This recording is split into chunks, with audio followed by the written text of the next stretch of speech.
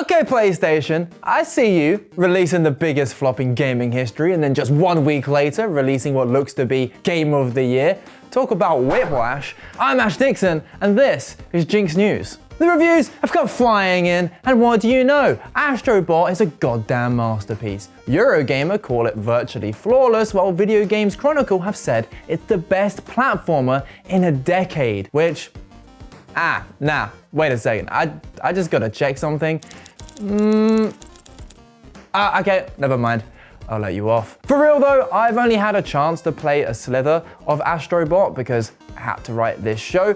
Please subscribe so I don't regret that decision. But I already know that I'm gonna love it. In fact, I think we all knew since its announcement back during the PlayStation State of Play. And it's at this moment, I think we should all collectively thank PlayStation for making us all feel like frickin' psychics. Because we all knew, as soon as we saw that Astrobot trailer, it was obvious it was gonna slap. Just as when Concord was announced earlier in the same State of Play, we all knew it was gonna flop. And it's weird, isn't it? Because this is so glaringly obvious to everyone else that it just leaves you wondering what the hell is going on at Sony. You make 6 single-player games. Stop trying to make live service happen, PlayStation. I know Helldivers 2 blew up, but yet again, they completely misjudged its success, further adding to the idea that they have no idea what they're doing. But let's swing back to Astrobot, because it deserves some serious praise. Stunning visuals, honestly, it just looks so vibrant and fun. It has silky smooth performance to back it up, and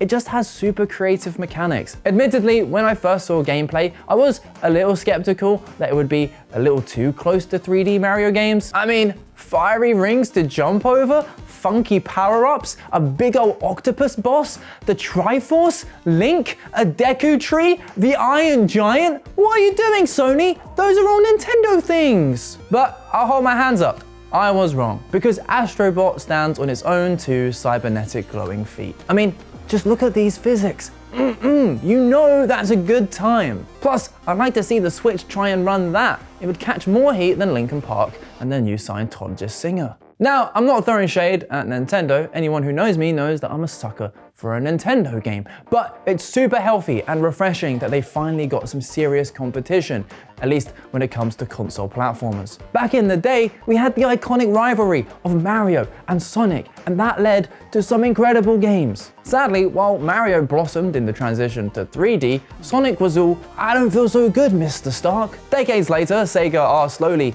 working it out, but yeah, it's been a rough ride. Either way, Sonic has had such a fall from grace, and his rivalry with Mario is so irrelevant that they don't even get invited to the Olympics anymore. Literally replaced by NFTs. But fear not, there's a new kid on the block, Astrobot. Just a few days ago, Sony's leadership said they don't have enough original IPs. Well, here you go. Let Astrobot be your poster child, because when Team Asobi are making games like this, you pay them lots of money to make more, and then collectively, we'll pay you lots of money to play them. Hopefully, this is another wake-up call for Sony to stop chasing this live service fixation, and hopefully, we have many more Astrobots to come. What do you think though? Have you been playing Astrobot, and is this the start of a beautiful new rivalry? Leave your comments down below and subscribe before you go. Oh, and have a wonderful weekend.